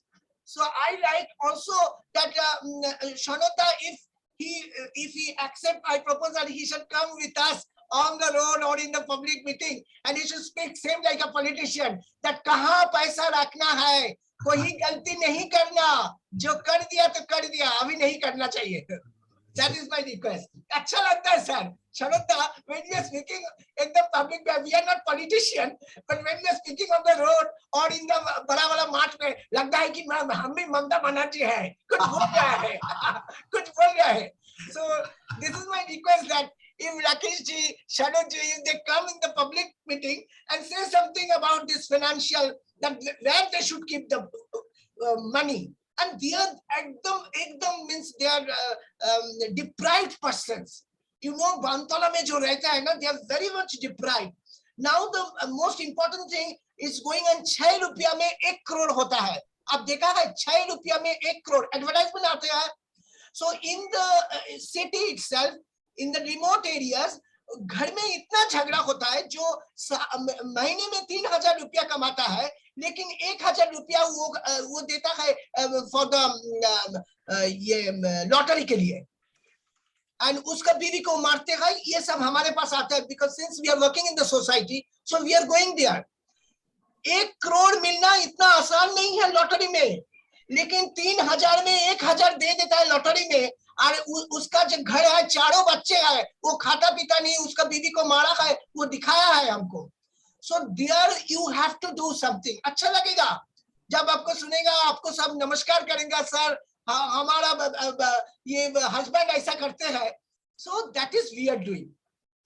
Yes. Thank you so much. हाँ, ये राकेश जी आप बोलना चाहते थे. हाथ उंगली उठाया. हाँ, unmute. And another 10 minutes we are closing the session. Sure. Within 10 अभी minutes. सनत सर कह रहे थे कि निवेशक को अच्छा होना चाहिए. हाँ. मेरा ओपिनियन है निवेशक हमेशा अच्छा होता है. अच्छा. निवेशक इनोसेंट होता है. हम लोग ही या हमारे में से कोई जो निवेशक को है वो खराब कर देते हैं, एक्स्ट्रा ऑर्डिनरी ड्रीम्स दिखाकर. Sure. या रॉन्ग फिगर इनपुट करके. हम लोग निवेशक को खराब कर देते हैं। निवेशक हमारे को पर ट्रस्ट करके हमें चेक देता है लाखों रुपए का, करोड़ों रुपए का, सिर्फ हम ड्रीम ही तो दिखाते हैं उसको, just we are showing dreams, nothing else. हम उसको कुछ देते नहीं है फर्स्ट स्टेज पे, जो उसको मिलना है वो तो 5 साल बाद मिलना है। पर हम ट्रू पिक्चर दिखाते हैं, कुछ हमारे कंपटीटर्स हैं वो जो ट्रू पिक्चर नहीं दिखाते, वहां पर निवेशक खराब हो जाता है। जैसे LIC पॉलिसीज में होता है, हम लोग नेचुरल दिखाते हैं उसको कि आपको 4% मिलेगा बोनस, या 8% की BI होती है, उसको मिलता 5.5-6% है। कोई भी इंश्योरेंस कंपनी 6% से ऊपर आज तक बोनस नहीं देती, ना आज तक उसको बोनस मिला है 6% से ऊपर। पर कुछ हमारे एडवाइजर्स, इंश्योरेंस एडवाइजर 12% की BI दिखाते हैं, 12% की कैलकुलेशन दिखाते हैं। आई मेट ए क्लाइंट, वो बोलता है कि मैं 75,000 रुपया 1 साल का दूंगा, 16 साल दूंगा, 25 साल बाद मेरे को 34 लाख रुपया मिलेगा। That is not possible. उसको 25 साल के बाद ज्यादा से ज्यादा वो 75 into 16 9 लाख रुपया या 10 लाख रुपया देगा, तो उसको ज्यादा से ज्यादा 14 लाख रुपया मिलेगा। उसको सपना दिखाया गया 34 लाख का। तो इस तरीके से वो निवेशक को हम लोग खराब कर देते हैं, वो दोबारा सोचता भी नहीं है ऐसा कोई प्रोडक्ट लेने के बारे में, चाहे कोई जितना मर्जी अच्छा एडवाइजर उसके पास चला जाए। That is the grassroots reason. So that is investor awareness. Parallelly, we need awareness of advisor also. Correct. Yes. Correct. Investor awareness नहीं है, advisor, ये advisor awareness program, ये इसलिए मैं endowment plan कभी सेल भी नहीं करता। yes. I sell only term plan और guaranteed income plan। Guaranteed income में आपके बॉन्ड के ऊपर वैल्यू लिखा आएगा कि इतने साल बाद आपको इतना पैसा मिलना है, कोई प्लस स्टार कुछ भी नहीं लिखा होगा। एकदम thank you. Thank you. Thank you, sir. Thank you so much. तो सनोज जी, आज का प्रोग्राम हम लोग कंक्लूड करने जा रहा है, तो आप कंक्लूड सेशन में हम लोग ये NISM 15 कब से चालू करने जा रहा है, ये हम लोग वो थोड़ा बता दीजिए और कंक्लूजन कर दीजिए। और किसी का कोई क्वेश्चन है, एक क्वेश्चन ले सकता है, ज्यादा नहीं है, क्योंकि अभी 1:23 हो गया, 7 मिनट, 1:30 में क्लोज करेंगे प्रोग्राम। प्रोग्राम अपने संडे से शुरू कर सकते हैं। अपना संडे है 24 से शुरू कर दीजिए। 24 शाम 7 बजे। हाँ, 7 to 9 कर देते हैं। 7 to 9, तो next Sunday, that means next Sunday. उसके पहले हम लोग को PMS का कंप्लीट हो जाएगा। उसके पहले PMS खत्म कर देंगे हम, है ना। 2 दिन कर लेते हैं PMS, उसके पहले 19 नहीं 21 और 23 कर लेते हैं PMS। 21st 23rd में हम लोग PMS कंप्लीट कर लेंगे और 24th से हम लोग इसमें चालू करेंगे। तो उसमें कोई प्रॉब्लम नहीं रहेगा। हम लोग जो PMS बैच है, वो लोग जो करने चाह रहा है NISM 15, वो लोग को हम लोग उसका मदद मिलेगा, उसमें मदद मिलेगा, एग्जाम के लिए मदद मिलेगा इसमें। तो ये है। Any question from the open forum, please, any question please ask. We are starting a new batch for research analyst next Sunday 24th at 7 PM. So if you are wanted to join, please tell me, and if you are you can share your family, friends and others who can join. Also student who is at least graduate onward, otherwise that will not work for him or her. So student, if student are joining, should be graduate and postgraduate. So anything so दादा, ये PMS का जो कह रहे हैं वो already batch start हो चुका है या it is going to be start in next session? First thing already start हो गया। अभी उनका 2-3 सेशन में उसका कंक्लूड करेंगे ऑलरेडी हो गया। तो ये आप पर्सनली ये प्रोग्राम खत्म होने के बाद हम आपके साथ बात कर लेंगे, ठीक है। और दूसरा ये जो रिसर्च एनालिस्ट का है ये जो है वो फर्स्ट सेशन, मतलब ये नया सेशन स्टार्ट होने वाला है। होने वाला है, यस यस। इसमें वो पुराना जो लोग एक बार किया है वो लोग भी करेंगे। इसमें स्टूडेंट है, एएमसी का बंदा जैसे आरएम जेडएम है, सब लोग रहेगा इसमें, पूरा सीनियर लोग सब मिलजुल के है। तो ये बैच अच्छा बैच होने वाला है, तो शाम को रहेंगे। उसका अलग से लिंक आएगा जिसमें रजिस्ट्रेशन करके और वो फिर पार्टिसिपेट करना होगा, और you will send the link to separately to everyone, और it will come in the group and वो another group I am creating the another group who because this is a paid program, so you need to pay the program for that, so then you can join this program. Oh, okay. This is a paid program. Okay, thank you, Dad. Thank you. Okay, anything? So I think today should Rakesh ji conclude कर दीजिए। ये आपका ऊपर तो हर रोज हम बोलते हैं, आज भी बोल रहे हैं, तो आज का सेशन कंक्लूजन सेशन आप ही कर दीजिए। No issue sir, no issue. Yes, thank you mister Subhashish, आपका जो इनपुट था that was very informative. And mister Sanat sir, as usual you are great. तो एक रिक्वेस्ट है सनत सर से कि ये जो 15 चैप्टर 15 का जो रिसर्च एनालिस्ट का बुक है उसको एक बार ग्रुप में डाल दें, पीडीएफ को। वो जो लेटेस्ट बुक है ना वो हम आपको दे देंगे, ठीक है। वो जो सनत सर देखा है वो पुराना बुक है, लेटेस्ट बुक है, वो लेटेस्ट बुक आपको देंगे। Thank you all. हाँ, ये सबको नहीं देंगे, जो लोग करना चाहता है वो लोग को ही देंगे, क्योंकि नहीं तो वो लोग का बोझ हो जाएगा। क्योंकि ये देखिए 3000 रुपीज इसका हम लोग को जमा करके उसके बाद हमको मिला है, तो ये ऐसा नहीं है, फ्री चीज है। राइट। तो thank you all and thank you everybody. Sanat sir तो मेरे ख्याल चले गए। हाँ, उनका फ्लाइट है इसलिए। No issue sir, no issue. नहीं है।